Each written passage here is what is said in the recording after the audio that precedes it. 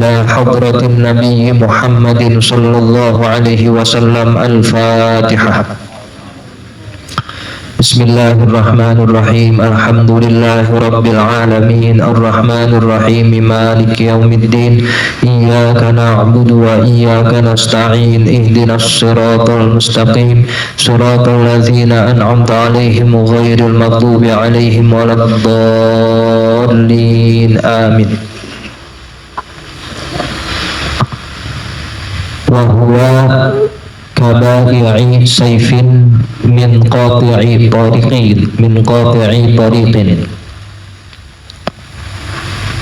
Dan adapun gurunya itu kabai'i saifin, seperti menjual pedang, min qati'i tariqin, kepada pembegal jalan. Kemarin Imam Ghazali wanti-wanti mengingatkan kepada kita semua bahwa apabila niat dan tujuan kamu menuntut ilmu untuk munafasah, persaingan, atau mubahah, membanggakan diri, atau taqaddum alal aqran, mengungguli rekan, atau istimalat wujuhin nas, cari perhatian orang, atau jama'ah hutamid dunia, mengumpulkan harta dunia. Kalau memang itu tujuan kamu mengaji atau menuntut ilmu, sama saja kamu menghancurkan agama dan juga dirimu sendiri. Dan gurumu yang sudah tahu dengan tujuanmu itu adalah orang yang membantu kamu di dalam kemaksiatan. Gurunya tahu ini murid ngaji niatnya kagak benar, masih diajarin juga. Itu guru membantu dia dalam kemaksiatan karena dia tahu. Sebab itu para guru melihat hal pertama dari murid adalah kesungguhan. Benar gak nih orang untuk menuntut ilmu dengan ujian-ujian dan cobaan-cobaan. Dan itu guru seperti orang yang menjual pisau, menjual pedang kepada pembegal jalan, bunuh diri namanya. Dijual pisau sama yang pakai pisau buat kejahatan. Dia tahu itu orang pembegal, tapi dikasih pisau makin jadi. Dia tahu ngaji niatnya kagak benar, masih diajarin, makin girang. Nah, itu perumpamaan bagi orang yang apabila menuntut ilmu dengan niat yang tidak benar, dengan guru yang mengetahui niat si murid, sama saja itu guru menjual pedang kepada pembegal jalan. Kama qala sallallahu alaihi wasallam, sebagaimana sabda Rasulullah sallallahu alaihi wasallam, man a'ana ala maksiatin, siapa orang yang menolong terhadap satu maksiat, walau bisyatri kalimatin, meskipun dengan sepenggal kalimat, karena syarikan lahu fiha, maka orang itu adalah sekutu baginya fiha, di dalam kemaksiatannya. Ada orang mau buat maksiat, ditolongin meskipun dengan setengah kalimat. Tahu setengah kalimat? Umpama satu kalimat itu uktul, artinya apa? Bunuhlah orang itu. Ini setengah doang, dua huruf doang, sama juga tuh dia menolong orang itu dalam kemaksiatan. Ini bagaimana satu kalimat? Ini bagaimana selembar? Bagaimana sebuku? Setengah kalimat, beberapa huruf, itu dijadikan untuk menolong yang bermaksiat, sama saja. Bahkan dengan isyarat-isyarat, ngomong kagak, dengan isyarat doang, boleh nih saya lakuin, itu doang, ya udah menolong, sama. Karena syarikan lahu fil maksiat.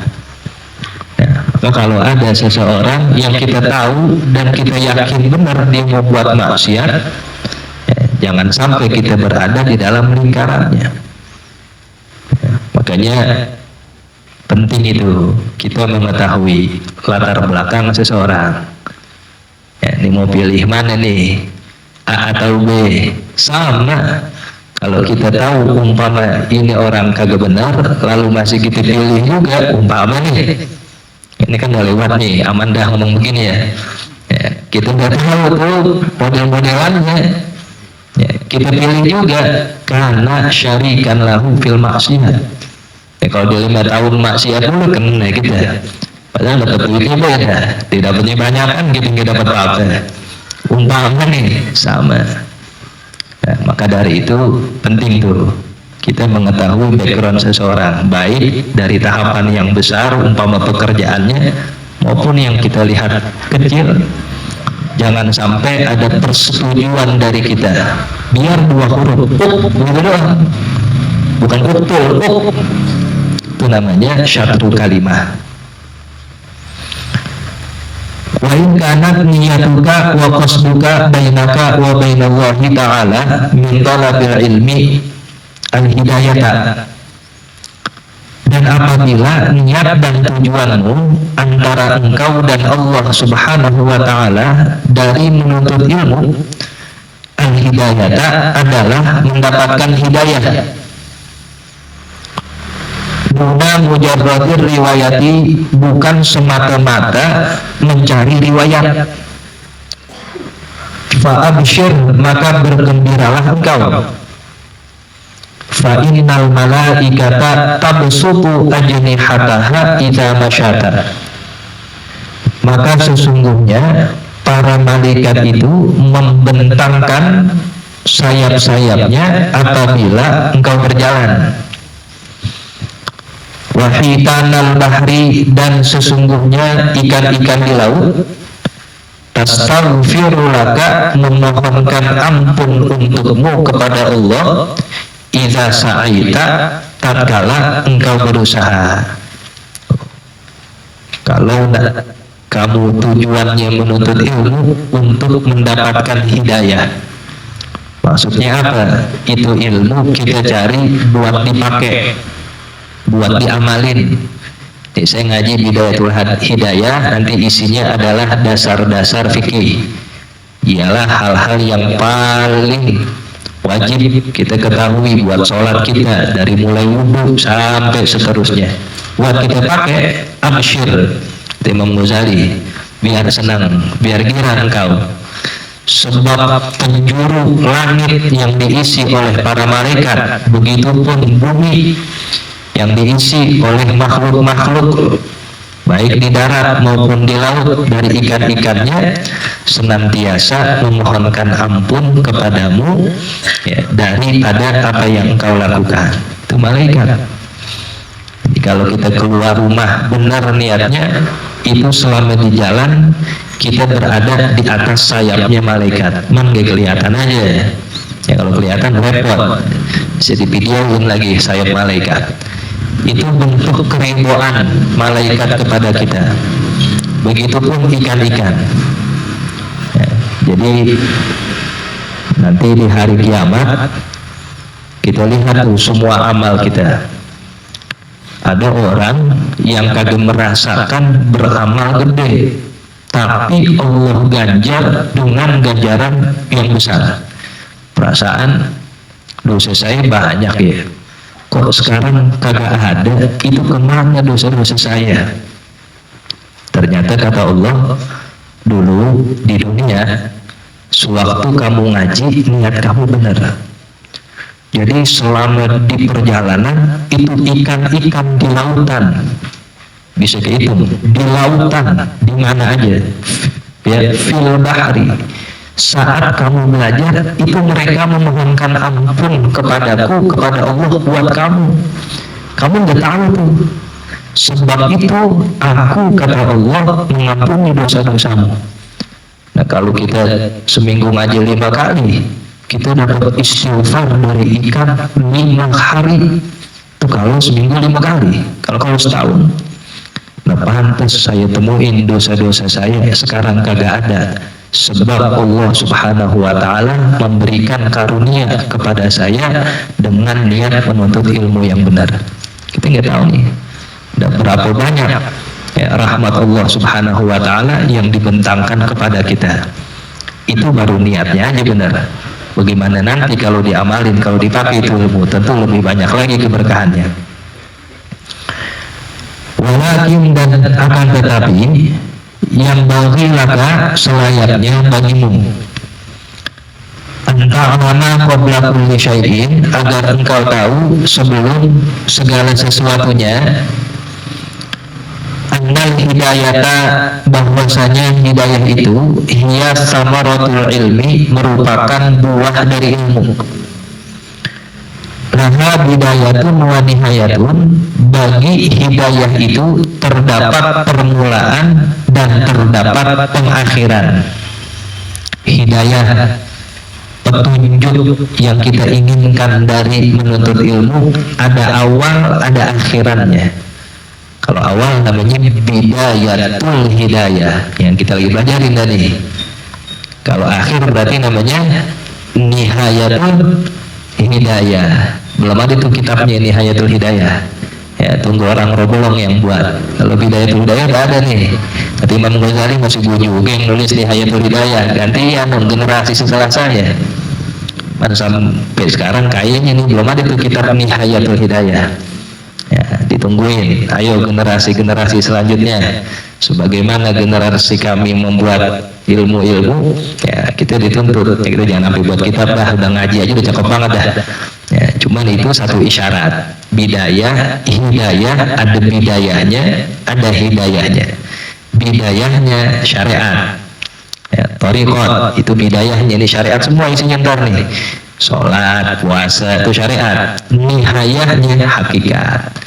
Ya, nihayahnya itu merupakan hal yang hakikat daripada ajaran Islam. Khusyuknya kalau sholat itu hakikat. Benernya, takwanya itu nihayahnya. Wa zahirun, dan hidayah itu ada yang zahir, yang nampak.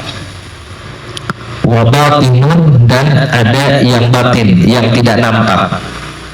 Ya, kalau kita sholat, zahirnya adalah takbiratul ihram. Batinnya, bagaimana kita bisa memaknai Allahu Akbar pada takbiratul ihram. Allahu Akbar, Allah Maha Besar.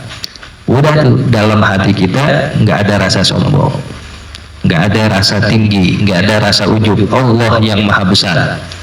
Jangan sampai kita mengucapkan takbir Allahu Akbar, hati masih gerutu. Ya, imamnya dia lagi. Bohong dah tuh Allahu Akbarnya. Itu tandanya nggak akbar benar Allah, sebab dia merasa dia lebih tinggi. Coba gue yang imam, ya bisa lebih bagus, bisa lebih enak, bisa lebih segalanya. Nah itu namanya batin hidayah. Jadi zahir yang nampak-nampak aja, ruku itu zahir. Dalamnya ruku itu batin dari hidayah. Walau usula ila nihayatiha, dan tidak akan sampai kepada puncaknya hidayah. Tadi itu hakikat. Illa ba'da ihkami bidayatiha, kecuali setelah sempurna permulaan hidayahnya. Wala usura ala batiniha, dan tidak akan mengerti tentang batin hidayah. Itu satu ibadah. Illa ba'dal wuqufi ala zahiriha, kecuali setelah menyaksikan atas zahirnya itu hidayah. Jadi nggak akan kita bisa sampai pada nihayatul hidayah kalau belum ngaji bidayatul hidayah. Puncaknya hidayah ya harus dilewatin dengan syariat.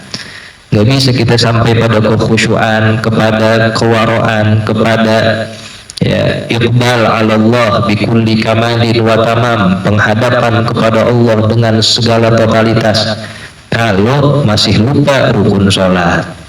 Nggak bisa kita meresapi batin bagaimana Allah mensyariatkan wudu, membasuh muka sampai membasuh kaki, kalau kita belum tahu hal-hal yang membatalkan sholat itu ada berapa. Jadi riwayatnya harus benar. Jangan ngomongin dulu tentang hakikat, tapi rukun-rukun sholat, syarat-syarat sholat masih belum dipelajari. Nah, kalau aneh sih, cukup wirid aja udah. Nggak penting tuh ngaji fikih, nggak penting ngaji-ngaji syariat. Yang penting kita sudah ingat kepada Allah Subhanahu wa Ta'ala. Nggak bisa. Yang namanya satu perjalanan harus melewati titik-titiknya. Kita mau ke Bandung, ya kan ada rutenya, nggak bisa langsung loncat dulu, lewat mana dulu nih, ya ini sampai sini nanti lewat mana. Mansaro alat darbi wasol, siapa orang yang berjalan memang pada tempatnya, pada jalannya bakal sampai. Kenapa?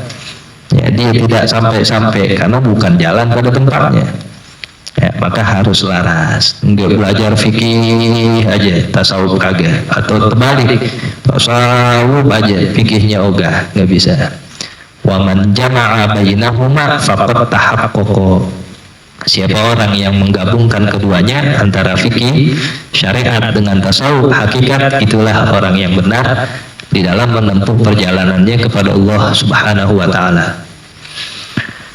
Waha ana musyirun alaika bi bidayatil hidayati, dan sekarang saya akan menjelaskan kepadamu tentang bidayatul hidayah, permulaan hidayah. Litujarriba biha nafsaka, agar engkau dapat menguji dengan bidayatul hidayah itu nafsaka, akan dirimu. Wa tamtahina biha qalbaka, dan engkau dapat mengetes dengan bidayatul hidayah qalbaka, hatimu itu. Ya, kata Imam Ghazali, dalam kitabku ini akan saya tulis tentang permulaan hidayah. Itu tentang syariat, cara wudhu, cara mandi, cara tayamum, cara sholat yang benar, cara puasa, cara haji, cara zakat. Nih saya bakal urusin, saya bakal jelasin. Ini Imam Ghazali ngomong begini, dia perjalanannya udah selesai. Kalau kita baca tuh biografi terjemah Imam Ghazali, bagaimana Allah Subhanahu wa Ta'ala mengantarkan di setiap fasenya di titik-titik tertentu yang memang tempatnya. Dulu sebelum ngarang Ihya, sebelum ngarang Bidayatul Hidayah, Imam Ghazali tukang debat, makanya Hujjatul Islam. Ilmu yang dipelajarin filsafat, Ibnu Sina, mantik, mi'yarul ulum, ya, usul fikih al-mustasfa yang dikatakan ra'su kitabi usulil fiqhi, inti dari semua pelajaran usul fikih ya adanya pada sebagian kitab al-mustasfa. Itu masih mudanya, semua pelajarin sampai beliau mengikhtisar kitab gurunya Al-Imamul Haramain ya, menjadi 3 kitab, Al-Basit, Al-Wasit, Al-Wajiz, lalu diringkas lagi menjadi Al-Khulasoh. Syariatnya udah rapi. Nah, nanti di akhir-akhir hayatnya baru beliau menyadari apakah semua yang saya pelajari ini benar karena Allah. Nah, itu panjang tuh ketika beliau beruzlah di menara Masjid Umawi di Damaskus. Beliau mensucikan hatinya sampai berpuasa, sampai berzikir, sampai turun nur di dalam hatinya. Baru ditulis di kitab Ihya Ulumuddin sepulangnya dari haji. Jadi memang ini kitab peresan dari apa yang telah dialami oleh Imam Ghazali. Nih, saya sudah buktikan perjalanan. Sekarang saya akan jelaskan, kamu tes diri kamu. Nanti kalau kamu bisa menjalaninya, berarti benar niat kamu. Tapi kalau kamu tidak bisa menjalani apa yang ada pada Bidayatul Hidayah ini, ya, berarti ada yang kurang pada niat dan tujuan engkau menuntut ilmu. Fa'in sabafta qalbaka ilaiha ma'ilan, maka apabila engkau menemukan hatimu kepada Bidayatul Hidayah ini ma'ilan, condong, suka, ya, ditulis ini, dikerjain, itu namanya dia suka atau mengerjakan yang dijelaskan. Wa nafsaka, dan engkau temukan dirimu biha terhadap Bidayatul Hidayah itu mutawi'atan, tunduk. walaha qabilatan, dan kepadanya qabilatan ayrodiyatan, menerima. Fadunakan tatallua, maka ambillah hal itu sebagai pendakianmu, ilan nihayati, menuju puncak hidayah. Yang tadi itu hakikat. Wattaghalghula fi biharil ulum, dan masuk lebih dalam kepada lautan-lautan ilmu.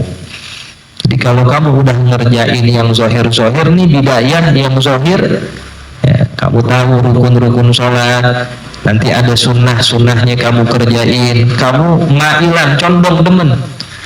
Nah, itu bisa jadi modal kuat kita terus nanjak kepada Allah Subhanahu wa Ta'ala. Makanya Syekh Nawawi ketika mensyarah Bidayatul Hidayah namanya pas, yaitu Maraqil Ubudiyah fi syarhi Bidayatil Hidayah. Maraqi dari kata-kata taraqqa, naik.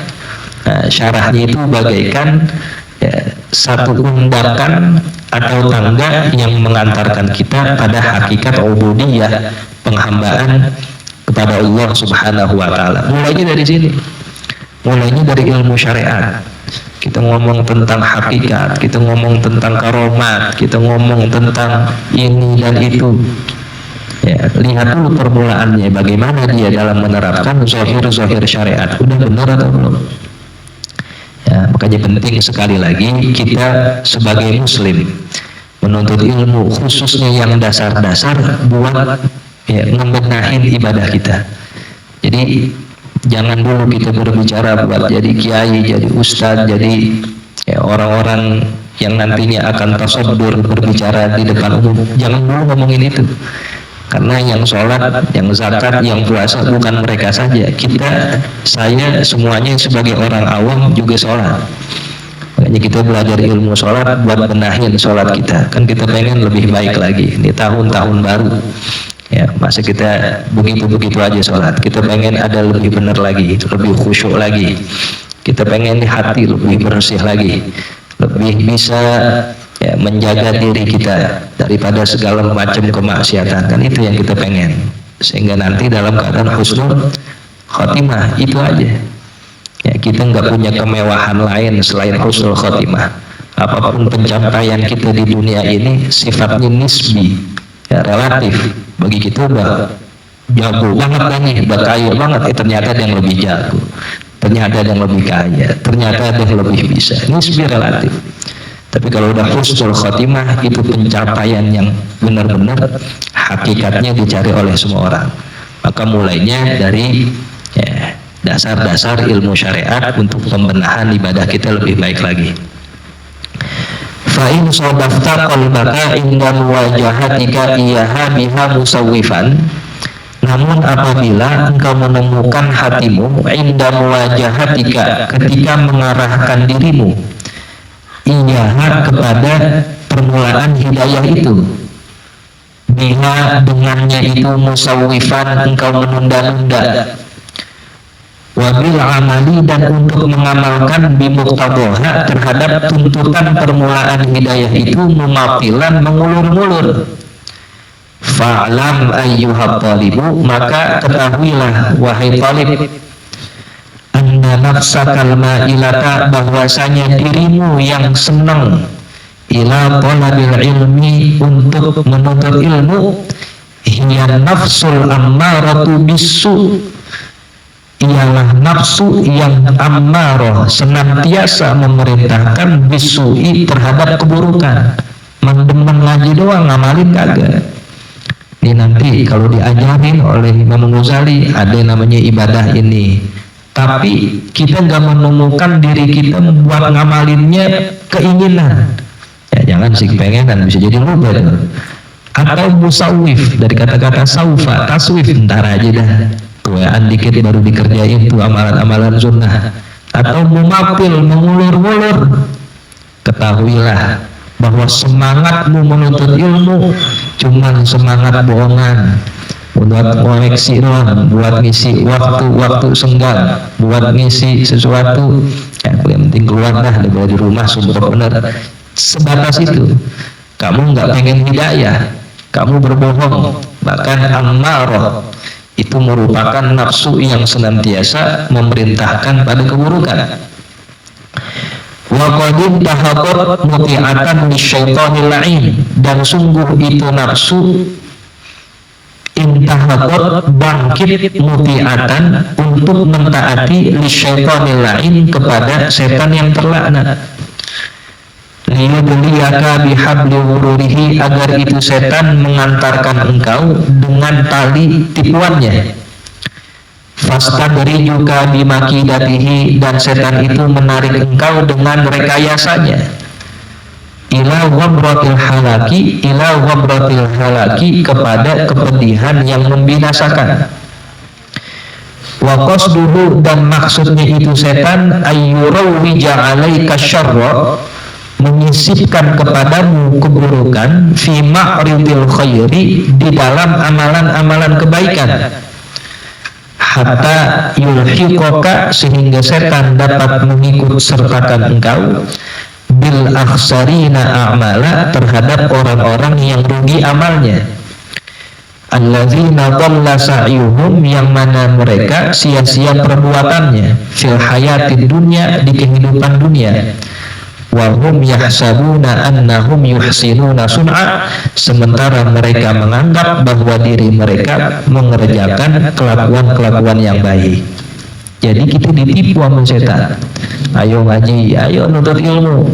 Nah, itu namanya kebaikan, tapi disisipkan keburukan-keburukan. Ayo ngaji, kagak usah diamalin, ngaji aja. Wahum yahsabuna annahum yuhsinuna sun'a, itu orang-orang yang ngaji nganggap dirinya lagi ngelakuin kebaikan. Yahsabun, jadi dianggap lagi mengerjakan kebaikan, kalau niatnya kagak diamalin. Jadi ketipu dia melakukan kebaikan, covernya doang, isinya kemaksiatan. Wala'iyadzubillah. Itu dampak kalau ilmu yang dituntut kagak dipelajarin. Jadi jangan kira penuntut ilmu ketika sudah sampai di satu majelis atau tempat aman, enggak. Justru dia belum aman sampai ilmunya itu diamalin, sampai ilmunya itu benar-benar dipakai. Wa inda dzalika, dan saat itulah yatlu 'alaika syaitanu, membacakan kepadamu setan tersebut, fadlal ilmi, keutamaan ilmu, wa darajatal ulama, dan tingkatan para ulama, wa ma warada fihi minal akhbari wal athar, dan sesuatu yang telah datang di dalamnya dari penjelasan khobar dan asar-asar. Setan baca itu, ayo menuntut ilmu, fadlul alimi 'alal 'abid sab'una darajatan, keutamaan orang berilmu dan orang ahli ibadah 70 derajat, di antara derajatnya bagaikan langit dan bumi. Dibaca itu khobar-khobar, asar-asar tentang keutamaan ilmu, biar dia terus semangat. Setan demen, sebab model semangat doang kagak diamalin.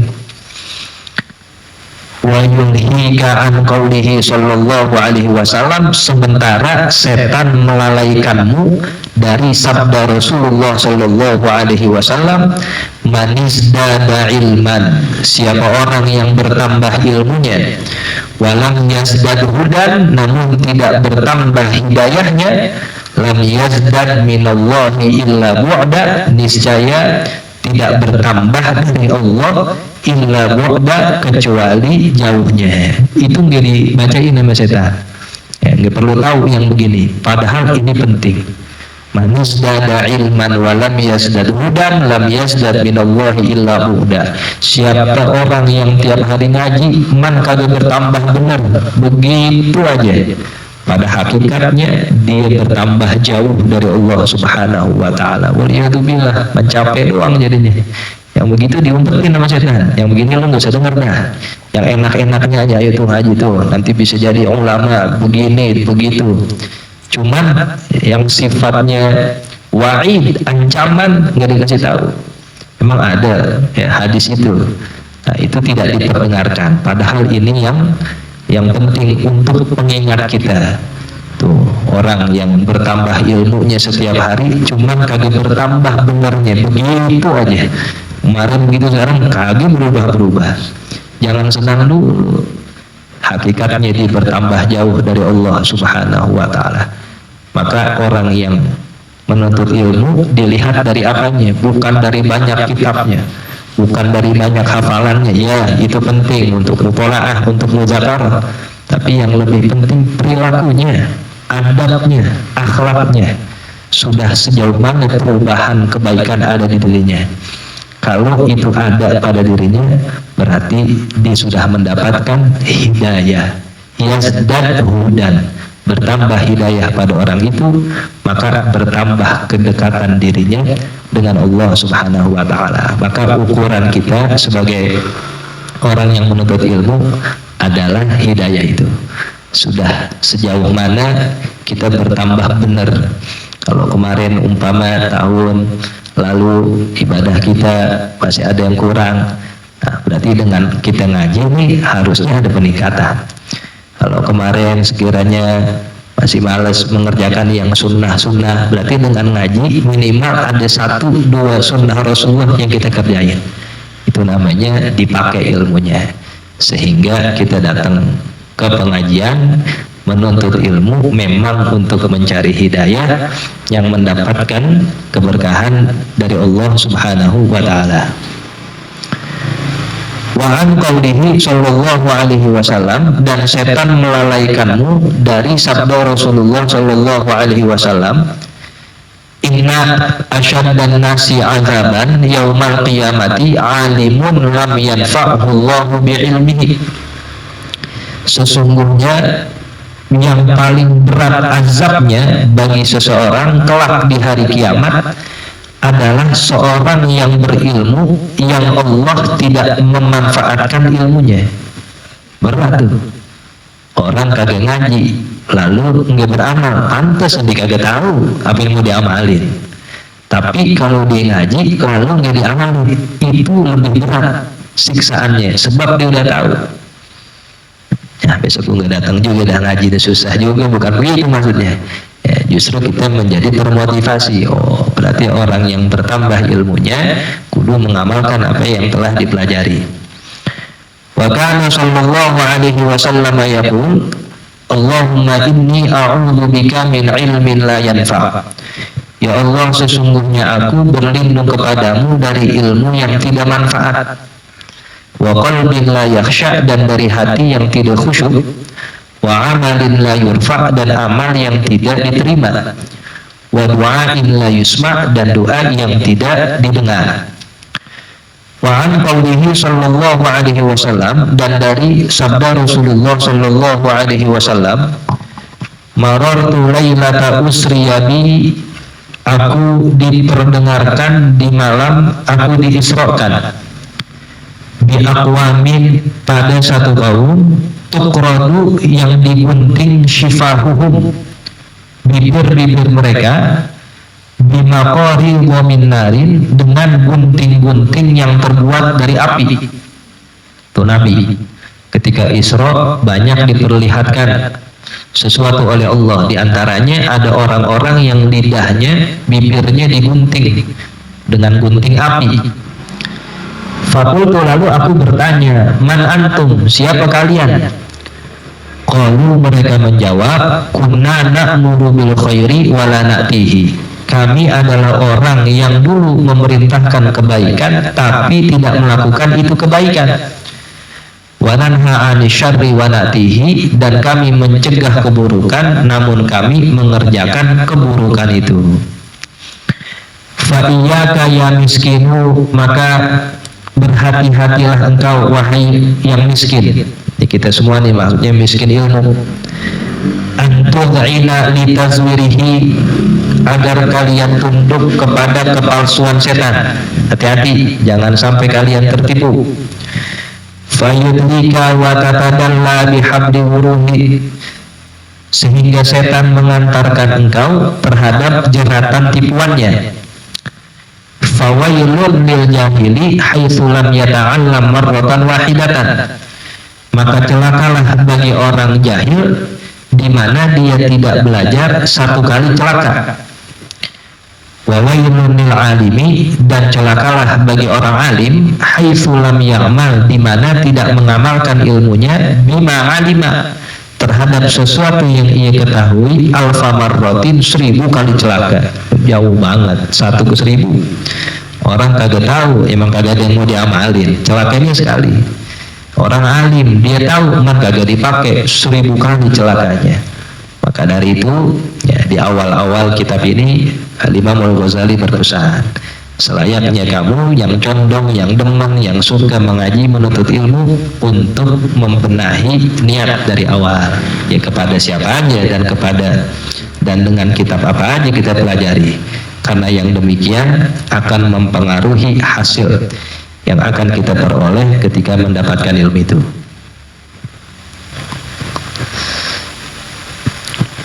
Situ.